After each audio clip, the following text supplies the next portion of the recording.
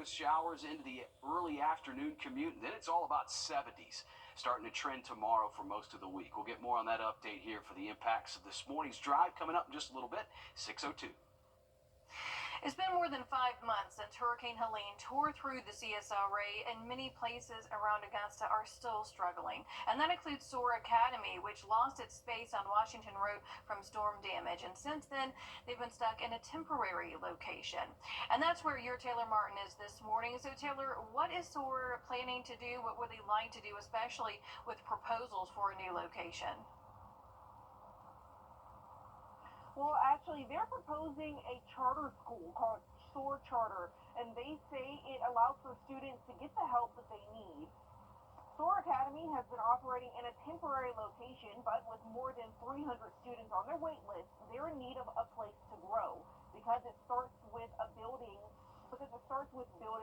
the right foundation for a brighter future. They say they'd also like to address the state of education, and it's why they're proposing a free charter school so parents have more options.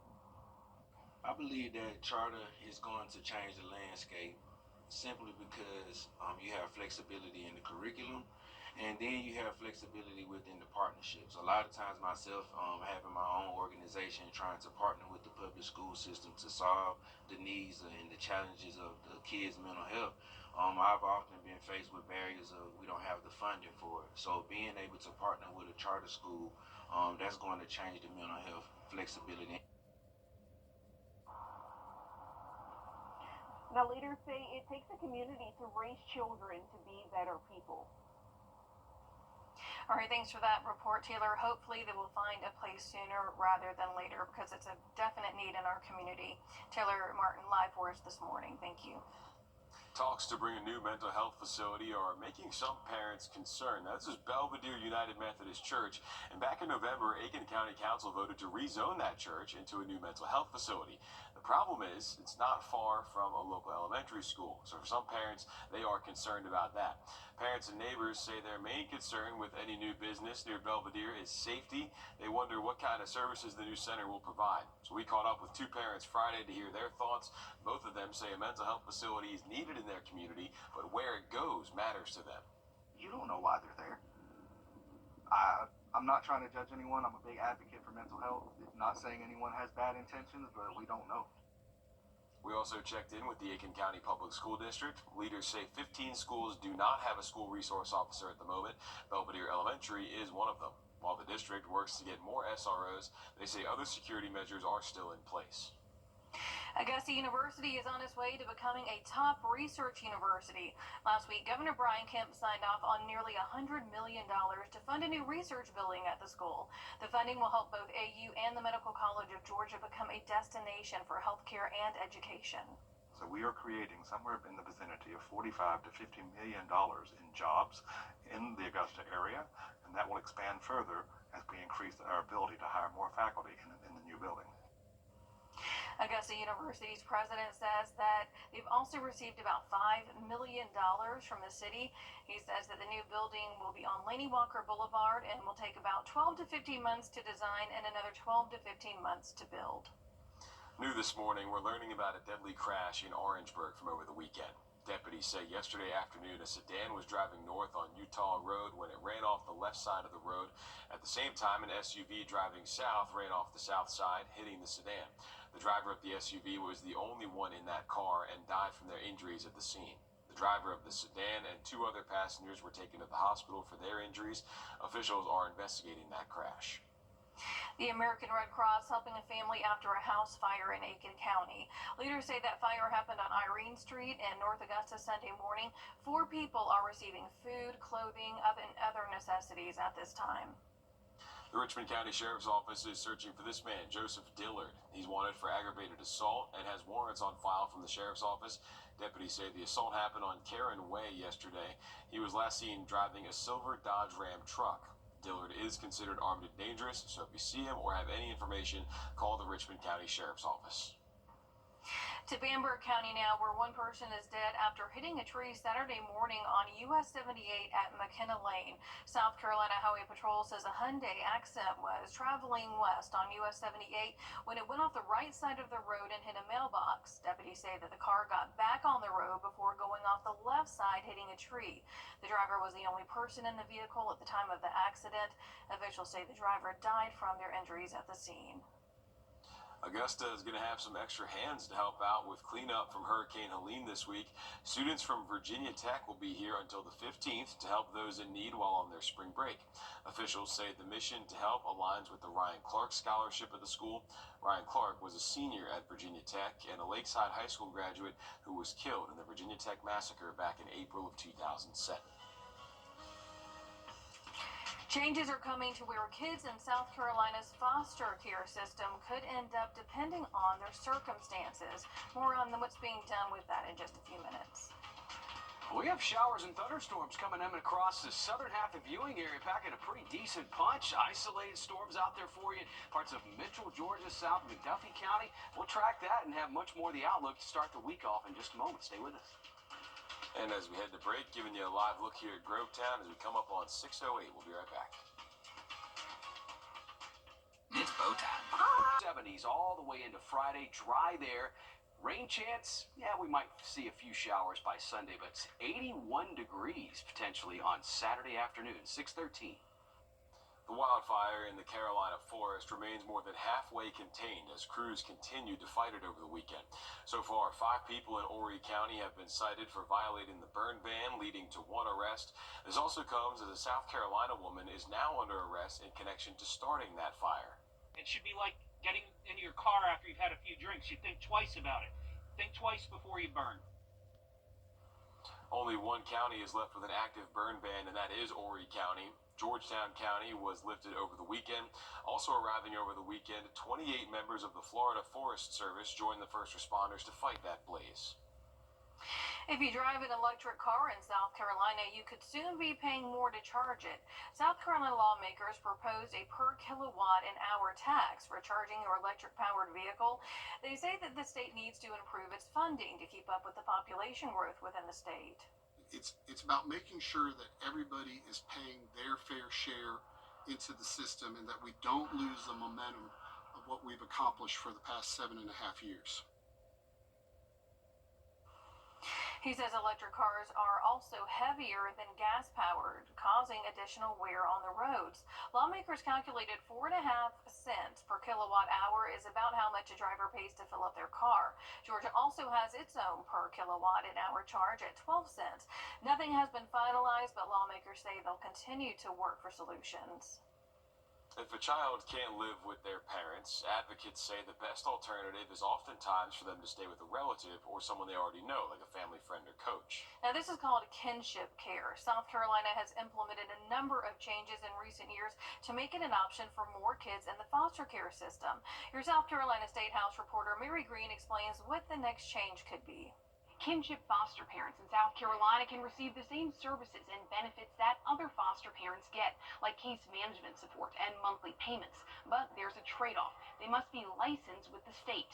Our children deserve the chance when they're in a traumatic situation, removed from the home for good cause, to be placed in an environment that's safe, and the only thing that caregiver has to worry about is loving and healing towards their trauma. But other challenges are often a reality for kinship caregivers like Haley Grau from the upstate. The only time I ever thought I can't do this and I can't keep us a family is because of finances. And that should not be something that our families have to face. A bill advancing in the state Senate aims to alleviate these challenges. It would create a new license for kinship caregivers in South Carolina, a step several other states have already taken. Right now, South Carolina requires they hold the same licensure from the Department of Social Services as other foster homes. When we talk about kinship care, we are trying to minimize the effects, minimize trauma, and try to keep children with like-minded individuals that they know that they have a relationship with. This bill would make kinship care more available by lowering the age of eligible caregivers from 21 to 18. It would also remove some requirements foster parents have to meet that supporters say don't directly benefit child safety and well-being, like undergoing quarterly regulatory visits and meeting state fire marshal regulations. This bill recognizes that being a grandfather is very different than being a traditional a stranger, if you will, foster parent. Kinship caregivers told senators this week these changes would help them put more focus on their top priority, the children for whom they're caring. This really opens doors and pathways for families that would not have them otherwise. The General Assembly has enacted various changes in law in recent years to promote kinship care, and data shows they have been effective. In 2019, fewer than 10% of kids in South Carolina's foster system were placed with kin, but that number has now grown to nearly 30%. Reporting from the State House, I'm Mary Green. A South Carolina nonprofit is helping to give 5 weeks of self-defense classes to survivors of domestic violence. The goal is to empower survivors and equip them with skills that they can use in real life. They teach them, Krav Maga that combines judo, karate, boxing, and taekwondo. It feels good to know that if you're ever in a situation where you're being attacked or in a domestic dispute, that you're able to defend yourself, and having that confidence and having those skills while surrounded by women that are strong and empowered just like you, it really is an incredible feeling.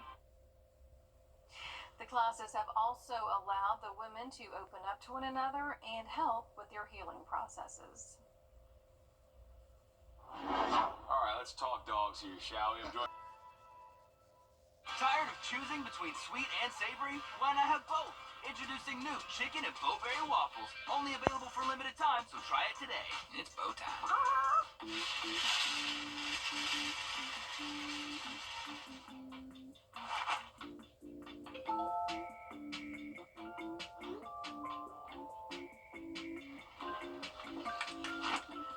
I think you're gonna need this.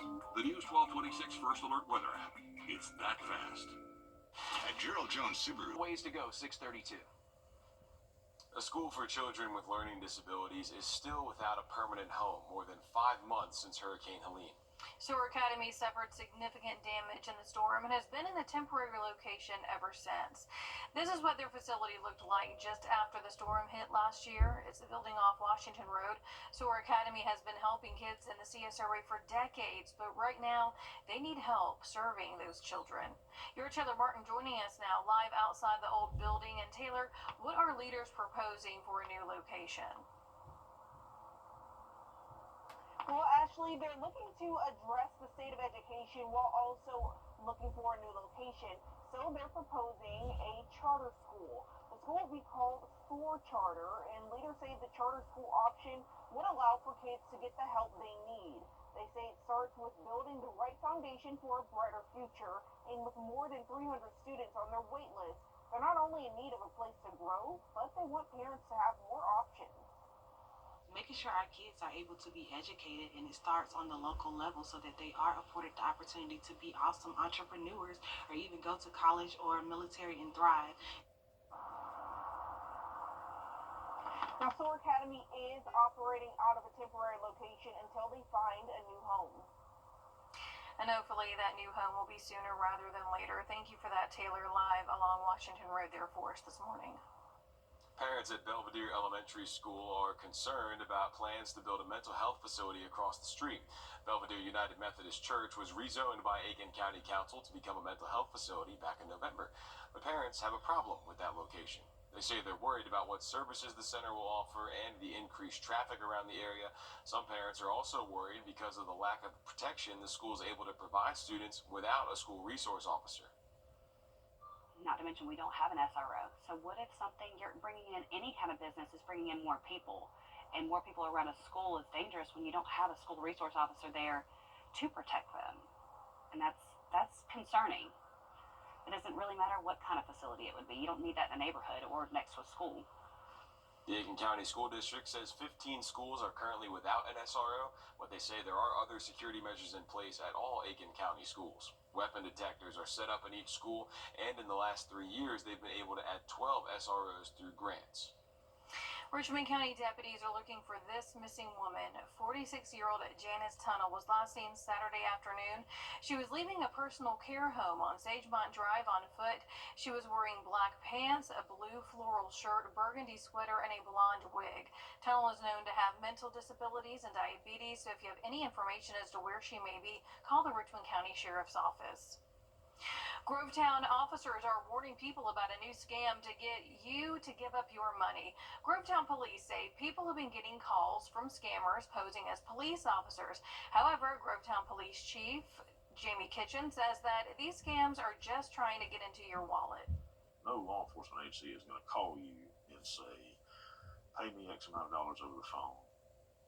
Better yet, go and buy some Visa gift cards and just read me the numbers off of the card, and we'll be able to take care of it that way. Because what they do to sell this to some elderly folks is they say, well, we know you're probably not comfortable, giving your information over the phone, and we totally understand that. So here's a way that you can do it. Officials do emphasize to people that no law enforcement agency is going to be asking for money over the phone. The FBI and FTC are now looking into a scam being reported across Georgia, saying they owe money for their Peach Pass. Officials say the scam has been around since April last year, but they've seen an uptick recently. FBI officials say they've gotten 20,000 complaints. And in particular this week, it's escalated. I have even gotten at least 3 or 4 text messages myself. They were seeing an uptick in smishing, phishing, and any kind of scams involving emails as well as text messages.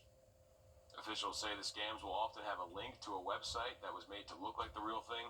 But state officials remind people Peach Pass will never send you a text message about your bill. They send letters instead. Today, the Augusta Board of Elections is holding a meeting to change polling locations for voters in multiple precincts. Officials say voters in several precincts will be affected. So if you vote at the Asbury United Methodist Church, Augusta Deliverance, Evangelistic, all the letters running together in the prompter right there, or the Augusta Aquatic Center, your polling location will change. That meeting is going to be tonight at 6 p.m. at the Augusta Municipal Building. Election officials add that any objections to the changes must be filed in writing before the hearing or presented during the meeting. They say if no objections are made, the changes will be adopted effective immediately. In less than 2 weeks, crews will break ground to bring tiny homes 43. Removing THC drinks from Georgia's shelves, that's what some Georgia lawmakers are trying to do. It all happened quickly in a crossover day surprise. Georgia State House reporter Abby Kasoris explains the blowback now felt by blindsided businesses. Businesses fear that banning the drinks would have a ripple effect across the hemp industry. According to the Department of Agriculture, there are more than 4,100 licensed hemp businesses in the state of Georgia. Most are retailers, but some are farmers, manufacturers, and distributors. Omari Anderson created the best dirty lemonade for his mom, adding cannabis extract to her lemonade recipe when Alzheimer's kept her from eating. Got my mom to try them, and she loved them. It's like my mother's legacy lives on through our business now. His whole business just drinks, and he just spent $300,000 to change his packaging when the state passed a bill last year. We're doing our best to follow the rules, but it seems like every time we do, they just move the goalpost. State Senator Bill Cowsert sponsoring a bill to change the limit once again to 5 milligrams. He argues one 10-milligram drink feels like 4 beers or a bottle of wine. So we're putting loaded guns in people's hands in the form of a can or... In a crossover day surprise, State Senator Randy Robertson adding an amendment to pull all THC drinks off of the market. It's about our children. It's about my 5 granddaughters. It's about your children. Think of the world they're coming to. Anderson testifying at the Capitol for years. He says how it was done without a hearing from businesses first felt like a slap in the face. Right, it felt almost un-American. Hemphaven owner Deanna Padron sells Anderson's drinks and can't believe lawmakers would kill businesses like his. We read her the senator's statements about his granddaughters. They've already changed the laws. The laws were you can't purchase any of these products without showing ID and being 21 years of age. And the one equating the drinks to loaded guns. I know people that will buy like a 12-pack of beer and go through it in one night. I know ladies that will buy a bottle of wine, sometimes 2 if they're with some friends. I believe that adults should have the freedom to choose what they want to put into their body. She fears her business and her customers would lose out if the bill passes. There are still chances for the bill itself to change, either in committee or if it gets to the House floor for a vote. Indicator, I'm Abby Kasoris. The CDC is launching a study into any potential connection between autism and vaccines, despite multiple studies finding no link. The spokesperson for the CDC says the agency will figure out what's happening with an increased rate of autism in kids, but some doctors say this is a waste of resources that will not lead to anything new. There is no connection between autism and vaccines. I can say this confidently because this question has been studied before exhaustively. Almost as if you were proposing, let's do a study to see if the Earth is not flat. We have already know that, and we don't need that study. A 2010 study by the CDC also found no relationship between vaccines and autism. Now, this also comes during one of the largest measles outbreak in the U.S., fueled by a lack of vaccines. A new type of painkiller